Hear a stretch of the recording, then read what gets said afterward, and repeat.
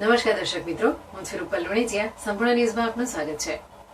માગસર સુદ બીજના દિવસે મહારાજ રાજેશ્વરી બહુચર માતાજીએ ભક્ત વલ્લભ ભટ્ટને પ્રસન્ન થયા અને માતાના ભક્તના સમાજને ભર શિયાળે રસ એટલે કે કેરી અને રોટલીનું ભોજન લગભગ 336 વર્ષ પહેલા કરાવેલ.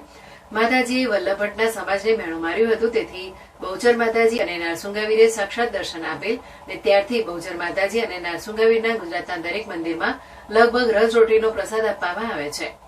ડીસા મોડ મોદી ઘાંચી સમાજના કુળદેવી મહારાજ રાજેશ્વરી બહુચર માતાજીને રસ રોટલીનો પ્રસાદ માગસર સુદ બીજના દિવસે સમાજના દરેક ભાઈ બહેનો સાથે મળીને ગ્રહણ કરે છે.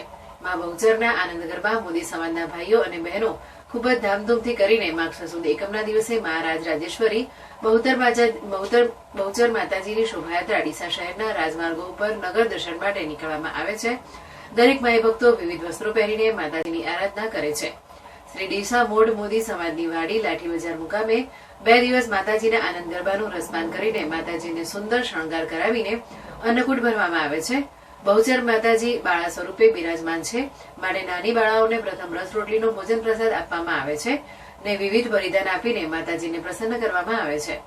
દર વર્ષની જેમ આ વર્ષે પણ શ્રી ડીસા મોડ મોદી સમાજ દ્વારા સમાજનું રસ રોટલીના પ્રસાદનું આયોજન કરેલ છે. આ વખતે આયોજનના દાતા પોપટલાલ મણીલાલ ભરતિયા પરિવારના મીનાબેન કિશનલાલ પોપટલાલ ભરતિયા દ્વારા કરવામાં આવ્યું હતું.